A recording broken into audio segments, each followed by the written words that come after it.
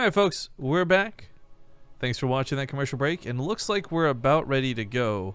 I also got some kind of cool news while this goes on in the background from Corsair, and we'll talk more about that in a moment. But before we do, spawning here at the bottom right side of Bizzle Reef, we've got the red Protoss player, Team Liquid's MaNa.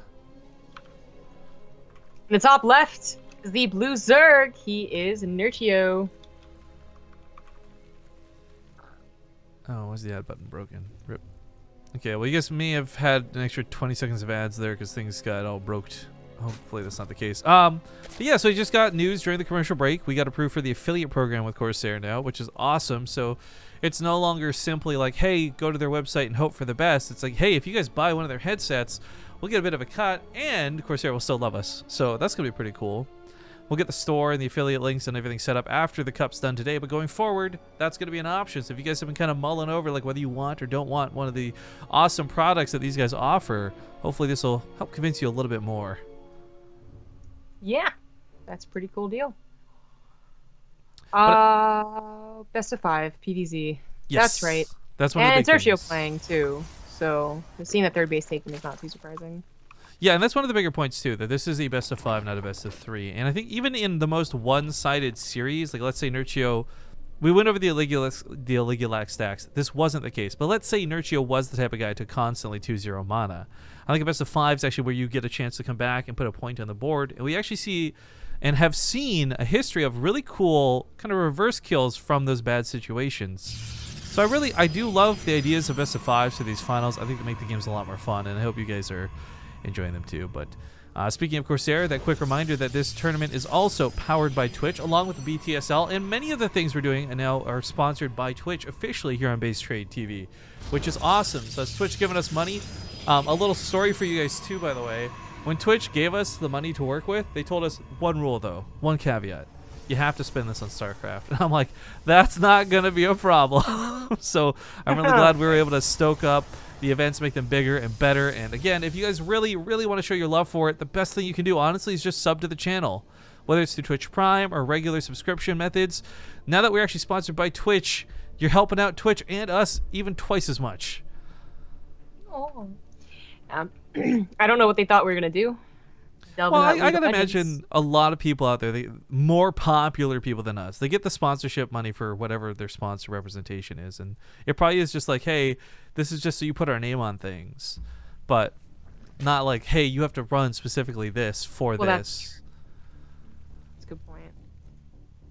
But yeah, for me, I was like, not a problem. StarCraft's what I do. At one point in time, Nerchio, I don't think, ever really went for fast Overlord speed. He would eventually get Overlord speed and do drops, and even those big Doom drops he was doing, which were pretty cool. But when it came to fast scouting, it never seemed like Nerchio really needed it, whereas Snoot played like the opposite. But I feel like they both kind of like come together to a point where it's 50-50. Sometimes they'll both, go for early speed and Overlords, and sometimes they won't, and well, sometimes not scouting does get you killed. Doesn't seem to happen too often to probably the two best Zergs in the world. Although Snoot really thinks his PvZ is quite bad. ZVP, rather. I don't know what Nerchio thinks about his ZVP right now. It's not nearly as vocal. It isn't streamed, so... Oh, this is an interesting wall. This kind of reminds me of the Proxima... Or, sorry, Paladino Terminal wall dynamic we were talking about with stats versus the other Protoss that were doing it. MaNa kind of does... Not like a disjointed wall, but just one wall. Covers 2 points. That's kind of cool. Someone in chat, by the way, was asking about what headset you specifically were using. I don't remember what they're called. Vengeance? No, what? The Corsair Wireless Voids, yo. Which was the Vengeance? I think Vengeance is like a keyboard or a mouse. No, mouse are all the sword names. Anyways, we both use the Corsair Wireless Void headsets, and I'll tell you guys, like, straight up, sound quality on these is great, comfortable, 10 out of 10. Mic quality is the only detriment to this. Like, if you're using the headsets for a mic, they're good enough, but honestly, it's not. You're not using these headsets because you want an amazing mic. You want these headsets because they're comfortable, they're light, their battery lasts forever, and of course, sponsors provide them. We gotta talk about them. But honestly, like, and I've hung out with Zombie but fair enough outside of stream, guys. We use these headsets even when we're not casting, even when we're not streaming. Like, these are actually good headsets. I would, with all of my sincerity, recommend them. It'd be way too much work to swap out headsets anyway. I think if it was like a Okay. comfort thing, like when we were in Toronto, every time we were done with the cast, I'd swap back to the headset for the Corsair instead of keeping the caster headsets we were using. Oh, well, yeah, that does make sense. But if I was going to use my, like, soundproof headsets, and these are pretty damn good anyway. Well, anyway, the point is that they're good. So we have MaNa going for Zen Glaives, but he already went for the third Nexus. So this is kind of a true-up, like, straight-up macro game. And Nerchio, I guess, is going to match that. Whoa! Running pretty hard. Nerch is oversaturated. There's no way a god would ever make a mistake like this. Someone called the police. Oh, wait. He oversaturated to compensate Oh. for gas? No, all 3 bases are oversaturated. There's no other explanation other than he's just become a terrible player. Well, it is definitely better to oversaturate and take the guys off the minerals, the gases, as opposed to saturate perfectly and then take the gases later. No, you're right. Like, with I'm different drones. to be perfectly clear for everybody, I'm just being sarcastic, but No, I don't think so. Nerchio actually hits a really nice worker count for 3 bases too. What? Thank you for all the It took so Muxies, much effort to Terminator. do that. he counted to 14. That's something not a lot of Twitch people can do. Oh wow, I don't think Twitch could do that. I don't even think they can count to 5. I've seen them try. I don't think they could count to 5 and also check for golden kappas at the same time. But who am I to say what they can and can't do? That would require some pretty good precision. It's a good thing we're underwater with all these fish. What with the bait we're using? That was a good one. Good. Well done, sir. Well done. So, it is the straight-up macro game, and they both have gotten to the stable economy points. Now we're going to be talking about the armies. Nerchio going for Roach Hydra, not Roach Baneling. And MaNa, well, MaNa looks to be going for... He did go for double Robo, but he's actually adding on fairly quick Templar Archives. And not producing 4... Okay, there we go. From his Robos. I'm thinking about Immortals. This was a mistake. Oh god, instantly gets 3 Adepts without them ever doing anything. That was a pretty bad attack. And MaNa just feels like he might just get overwhelmed here. I mean, his economy was not later. This was not something where Nerchio got away with extreme greed and MaNa didn't. They both kind of got away with, you know, a lot of greed.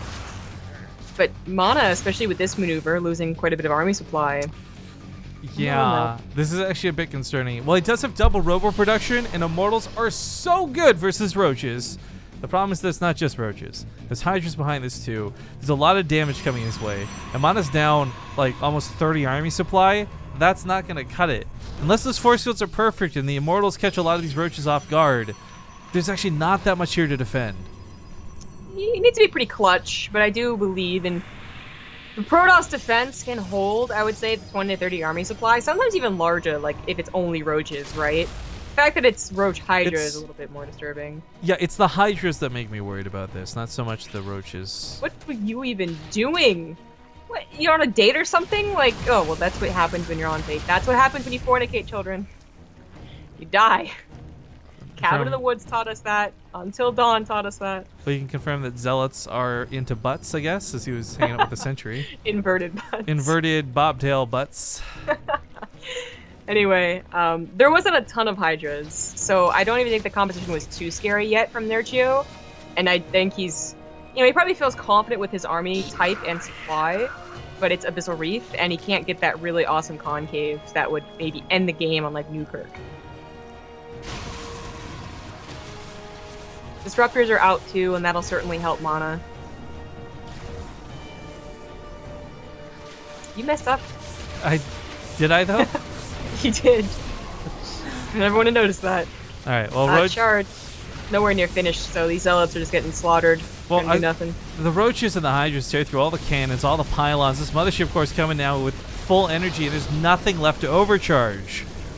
This sucks. The Immortals are taking on the Hydras as well, and they've lost like their barriers. The wrong units were fighting the wrong things. The wrong kid died. Like, the Immortals should have been on the Roaches, and the Roaches should have been completely shredded by them. But the Disruptors trying to get hits now. Starting to get some pretty miracle hits towards the end of this fight, I must say. But Nerchio's army supply, the reinforcement line. Look at it before we leave. 83 to 10 army supply. That's how bad that got out of hand.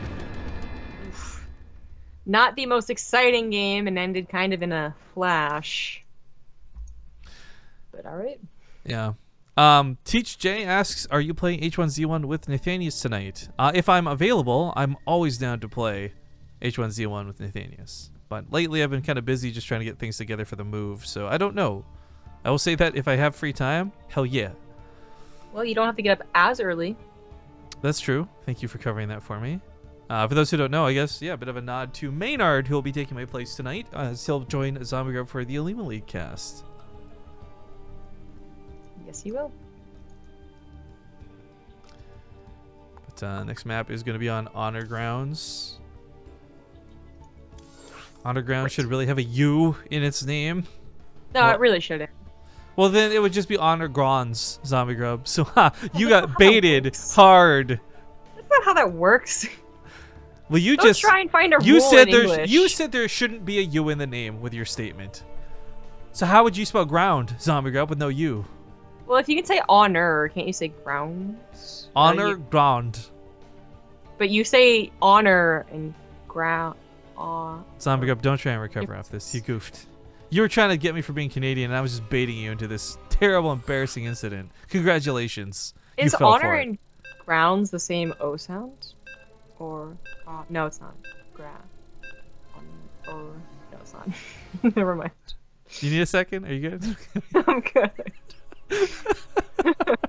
Okay, ladies and gentlemen, loading into game number 2. You're watching the Corsair Cup Grand Finals for this week, Season 2, excuse me, Episode 1. As this, of course, is going to be determining which of the players will be the first ones invited back to the Season 2 monthly finals. But of course, there's some cash prizing on the line for this. $60 to the winner of this best of 5, $20 to the loser. And spawning here in the top right side of the map, we've got the red Protoss Liquid MaNa. In the bottom left is the blue Zerg. He is a Nerchio.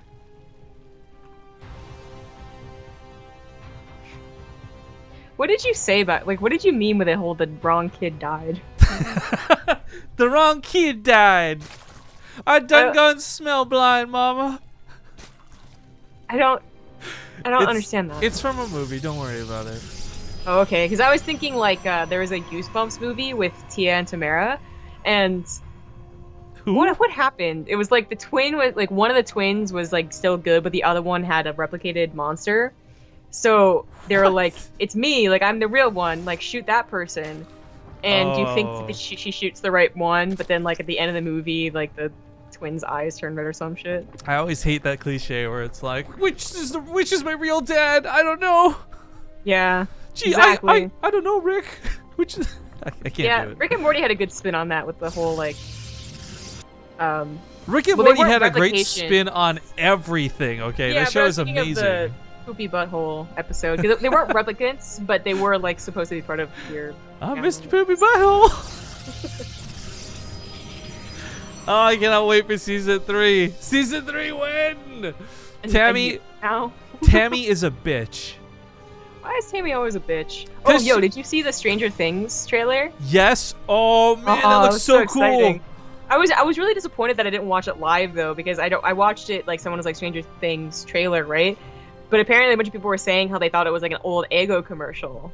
Like, that they were going nostalgia with it. It starts off with it. It looks like it's an old commercial, and then you realize, like, I wasn't fooled, man. I kind of wish I was. It was I really like the music for Stranger Things though. I think it's so good, and the trailer just nailed it. I thought the season 1 trailer actually was not very good. Season 2 trailer, oh, it gave me chills. Huh. It gave me goosebumps.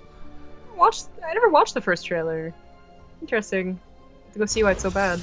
I do want you to watch Walk Hard though at some point. Just if for no other reason, you're not gonna enjoy the movie. At least so you get my references. Like the wrong kid died. You don't want none of this shit. Alright, MaNa, by the way, does plan to pile on down. He's being a little bit annoying, but as we can see, Nerchio already has plenty of lings out, so don't imagine this gets too far. But he has changed things up, and he's actually got a Stargate coming down back at home. Back at home. So this changes it up, not just because, like, okay, this is him versus Nerchio, it's one game, how can you say that, Rifkin? But I mean, just generally speaking, we haven't seen MaNa play with Stargate at all today.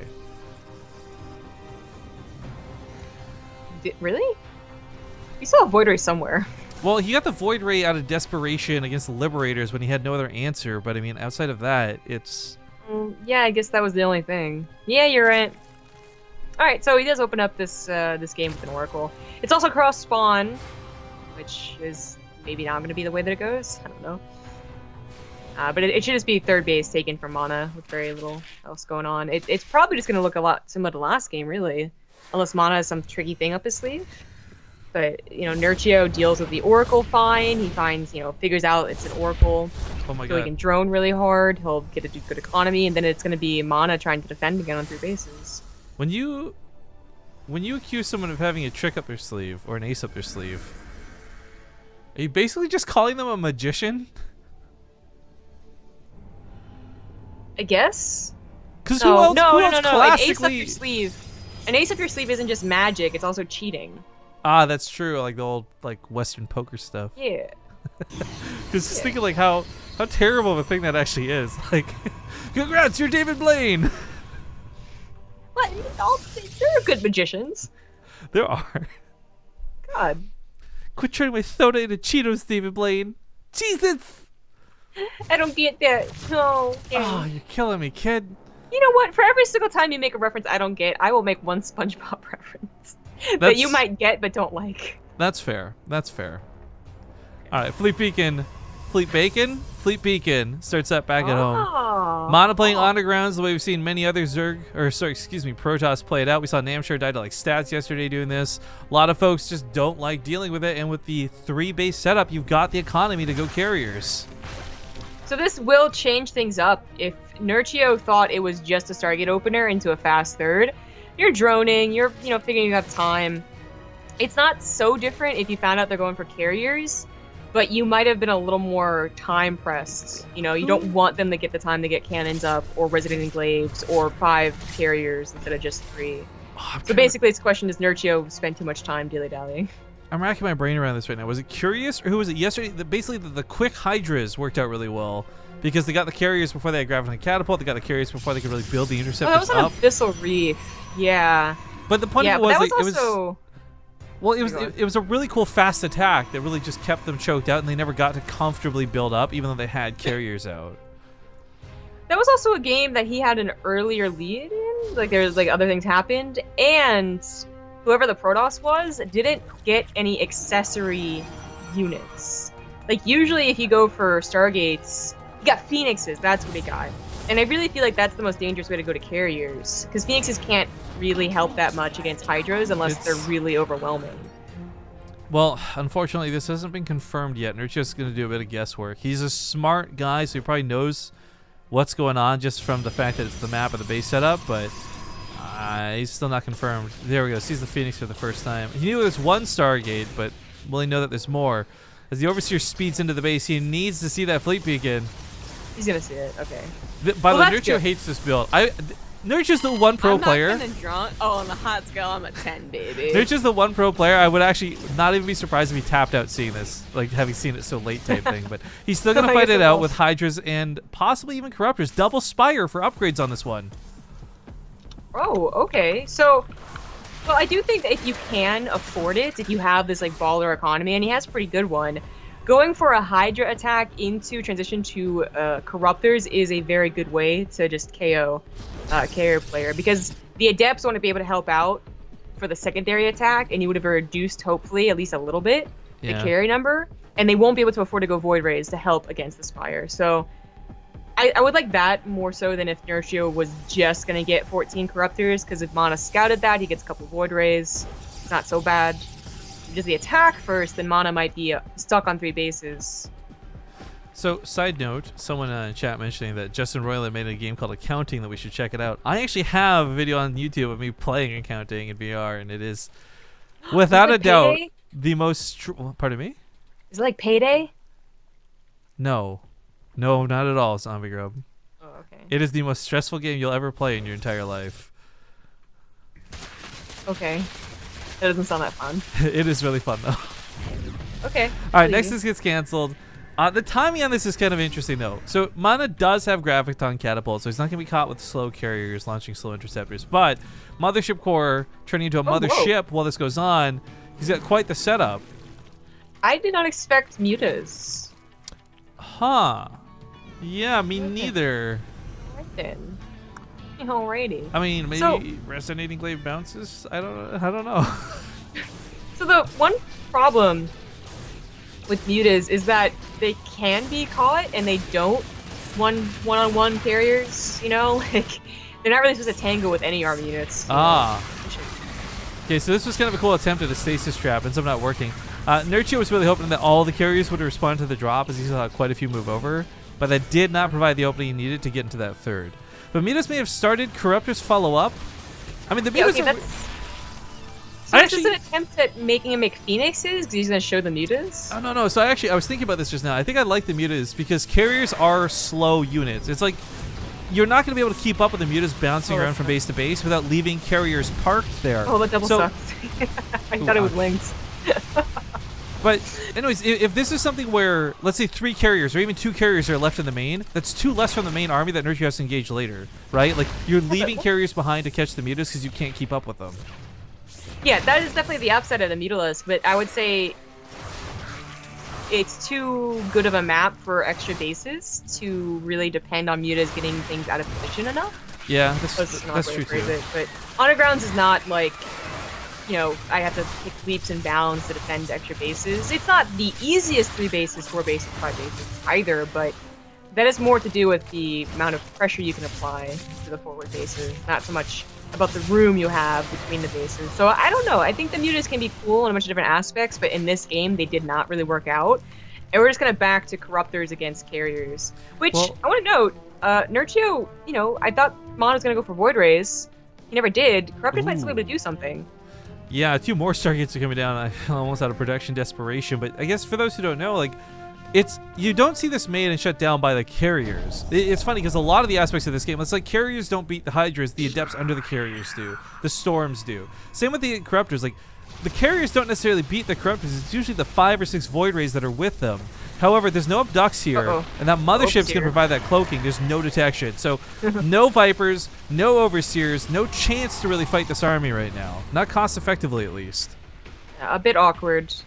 Nerchio also, I think he stopped his upgrades for a little while. He was dedicating to other things because he got 1-1 pretty quick right off the bat, but now only just getting to 2-2. He does stop the 4th base and has to, you know, remake an entire new one, and that's a lot of time where MaNa is running out of minerals and gas in the main base, but not too devastating yet. MaNa's getting DTs, and Nerchio's got to start thinking about defending his own base, which he did all right so far with. I wonder what DT's though here, because on one hand, DT's for potential harass. Okay, that's cool. But I think if this is going towards Archons, I think the Templar are the better investment. Not because of the cost efficiency, but because you can double down against Storms with them.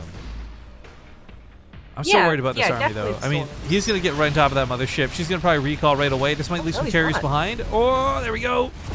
Yeah, he went for the carriers instead. Feels very confident with 4 Overseers. I mean, as we saw, though, that was more than enough to volley it down very quickly.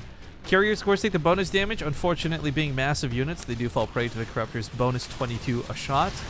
And with this many Corruptors shooting for 22 damage, as we can see, Damn. no problem focus firing this down. This is the problem. Carriers are not the OP thing. It's like that saying, guns don't kill people, I kill people, right? There's no Void Rays, there's no Storms. The carriers look good, but they're not good on their own. It's almost like MaNa thought they could be. He was like, well, I got like 6-7 carriers, right? They're good. And then he realized, oh, no, I do need Void Rays. Because he only started putting Void Rays when the Too carriers late started almost. dying, but he's known about the Corruptors for some time. I think it's too late at this point, to be completely honest. It is. It definitely is. This was definitely a misplay from MaNa, for sure. He got to a decent point, one that usually makes Zergs like tear out their hair in frustration, because you are adding on Void Rays or Templars, but he never added those things. GG.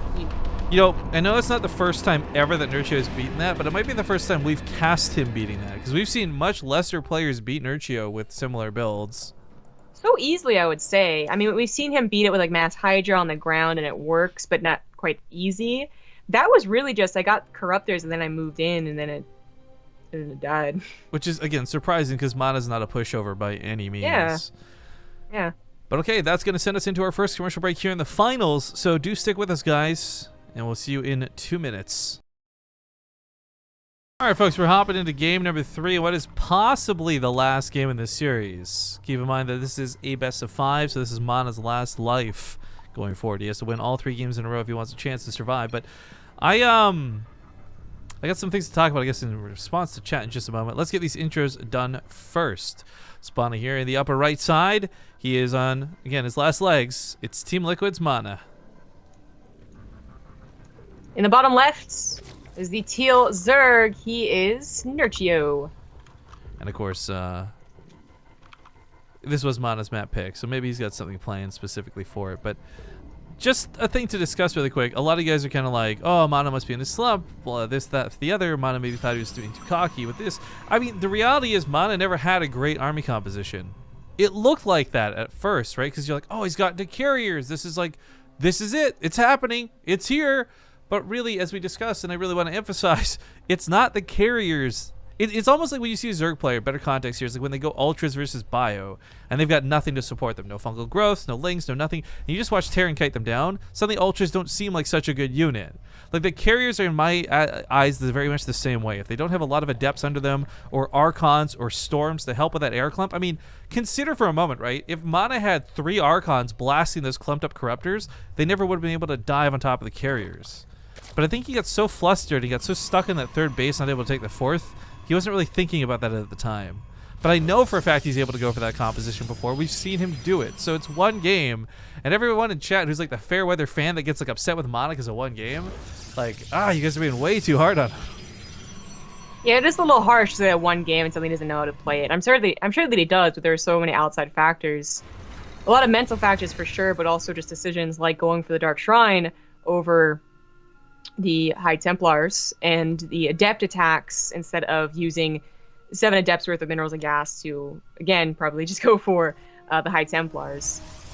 So it wasn't like he was also banking 2000, we're just scratching our heads, but it was definitely not the best endgame carrier we've seen, and Nerchio is probably relieved to see that. You know, I think you run around with your Corruptors for 5 minutes, you're like, oh, this is the time they're going to have Archons, this is the time they're going to have Storms, this is the time they're going to have, I don't know what else, like a billion cannons. And he never did, and Nerchio was just like, oh, this makes it a lot easier. MaNa also moved out, which is another big question mark. Without a perfect composition, he moved pretty far away from his 3rd base. But enough about that game. We most likely will not see carriers again this game, not just because he just lost with it, but also because it's Cactus Valley. Abyssal and Honor Grounds seem like the new maps, along with Newkirk, to go for carriers.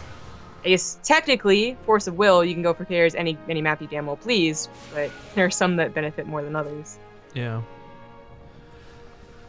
But, alright. Question though for me, I guess, and a question goes to you as well. MaNa's sitting here on his last life. What do you go for in that situation? I guess the old standard is he got to a decent point in the very first game they played, which was a macro game. He just kind of flubbed the positioning.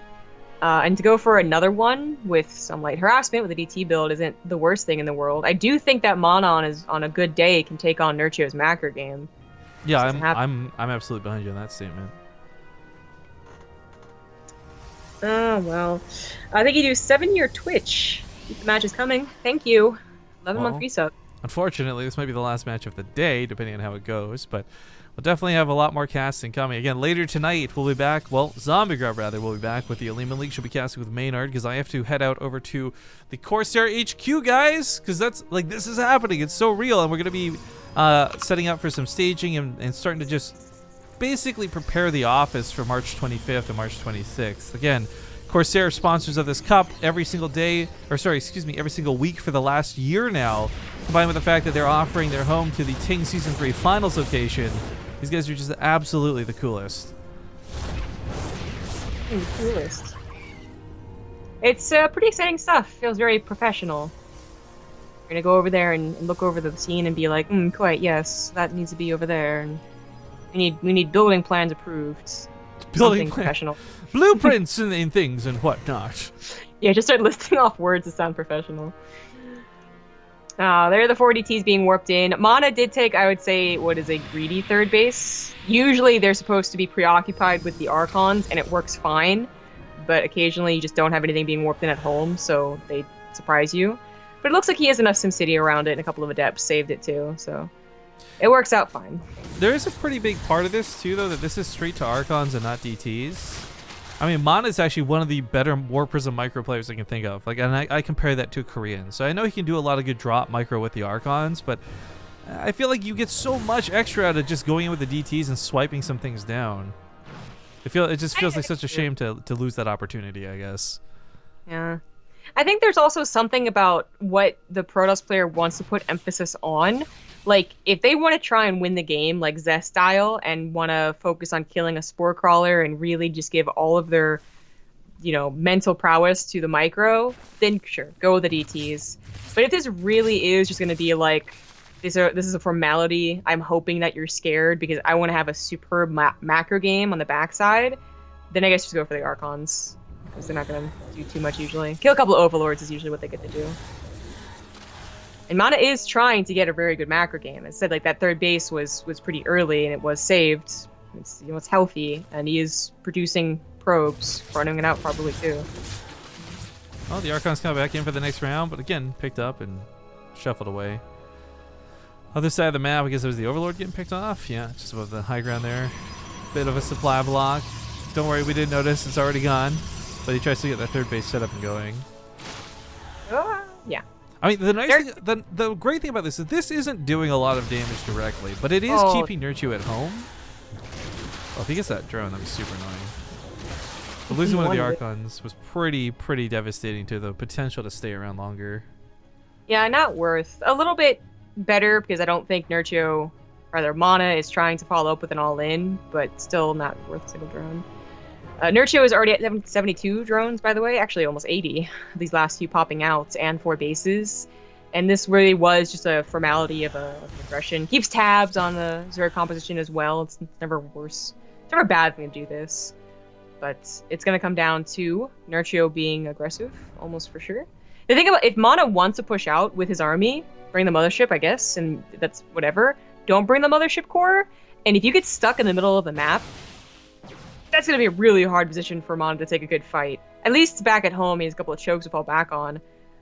Nerchio's army is not in the middle of the map, and he does see that, so he feels confident doing this. But Nerchio has an army, make no mistake.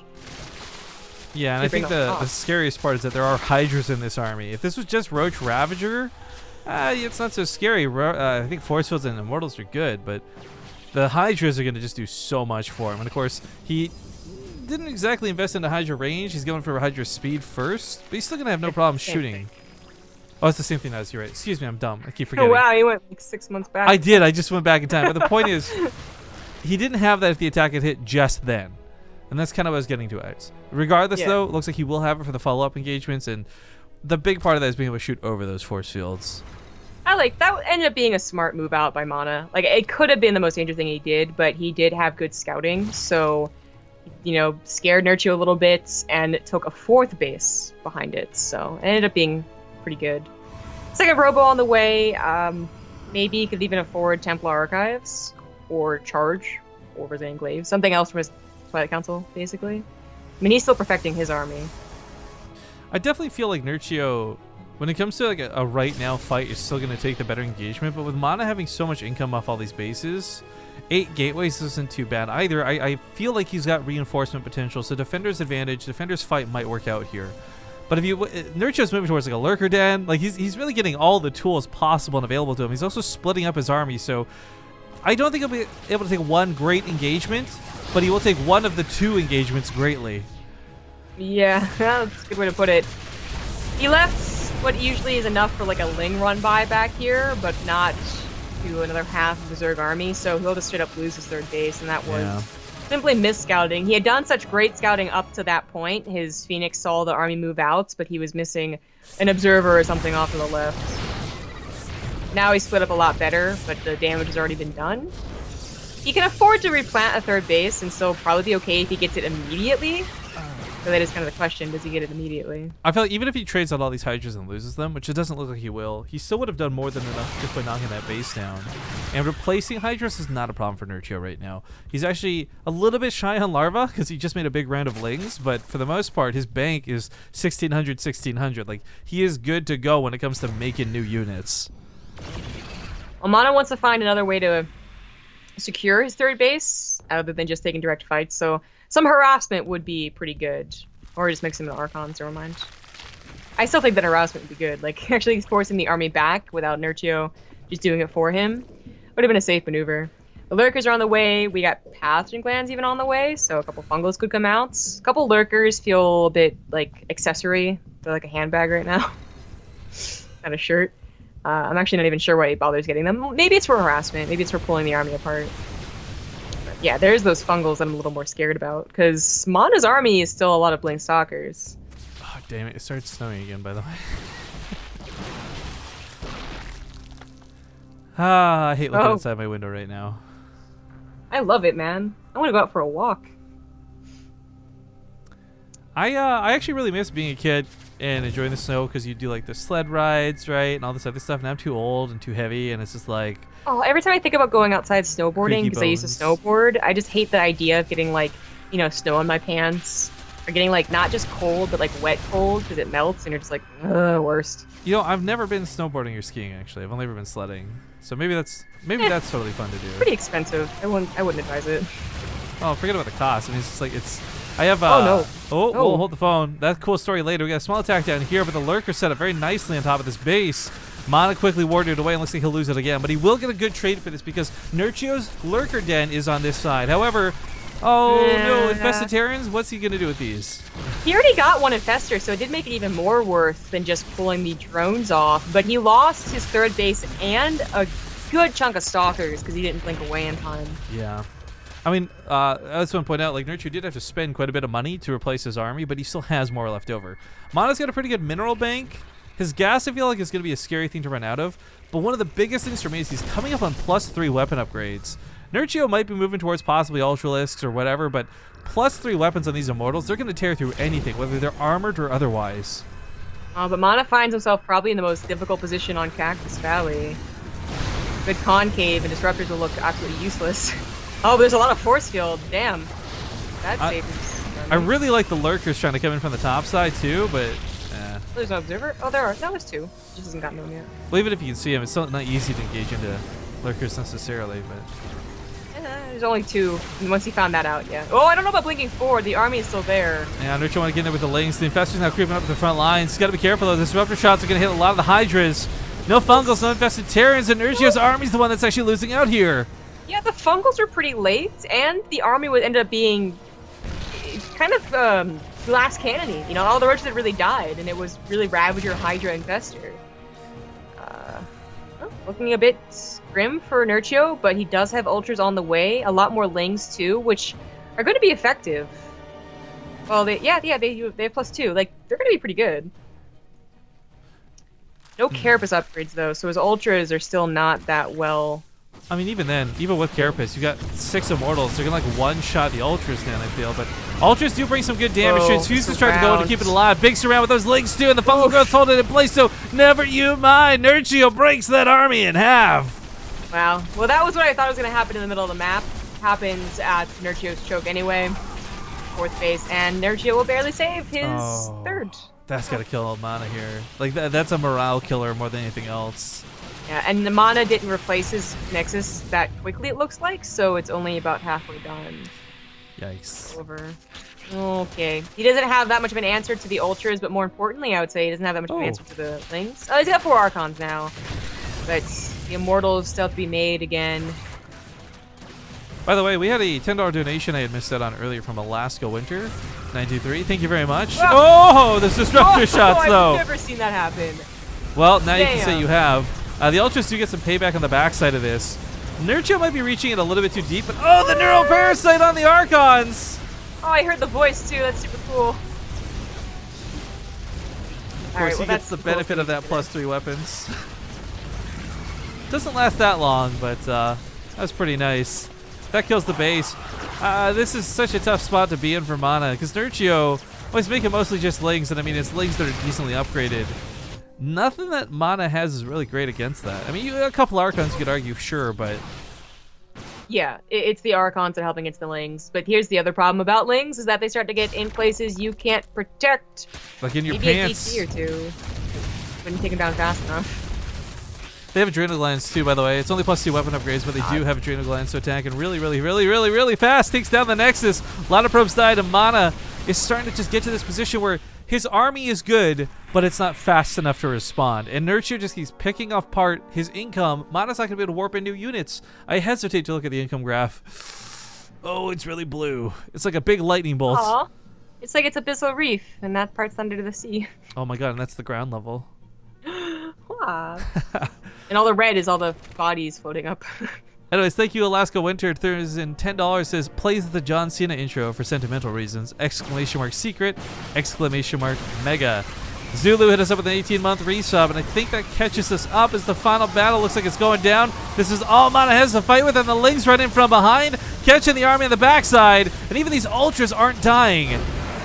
GG, well played. Ladies and gentlemen, Nerchio will be your Corsair Cup Season 2, Episode 1 champion. Good job. Good job. So $60 to Nerchio, 20 to MaNa, 10 for Bly, and 10 for Keen. Not too bad. Not too bad. Ultimately, though, I think we had a pretty good showing, too. Even with some folks like Snoot, which is sad to see missing the signups. I think we still had a really good roster of players. And it did not end up being a ZVZ Finals, which was like the biggest deal of all, of course. Yeah, it's true. But thank you guys for joining us on the stream today. We really do appreciate it. And we're glad to have you on board with us to keep casting some more StarCraft. But as we said, the Alima League is happening later tonight. I will not be here for it, but Zombie Grub will be casting with Maynard. And that's happening in 12 hours and 53 minutes from now. So 3 a.m. Oh, that's right. It was bumped forward, I guess, kind of a PSA. Yeah. The new month, new season, whatever you want to call it. I love, by the way, I just looked at the calendar too. The Gauntlet is happening later tonight with Scarlet, Major, Kellizer, and Time. It is literally the entire BaseTradeTV trading house competing in the Gauntlet. That's going to be kind of funny. Looks like they did it on purpose.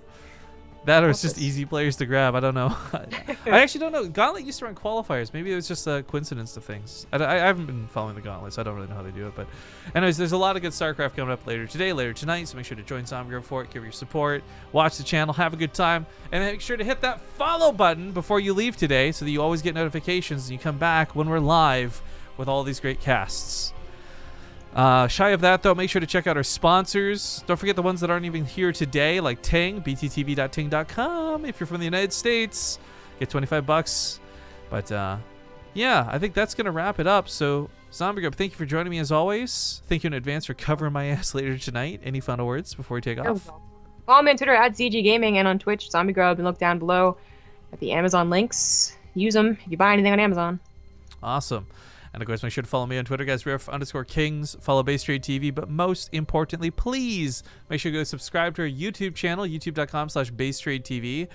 We have a lot of good VODs out there, but we have some really cool, unique content coming in the next few months that you'll definitely not want to miss out on.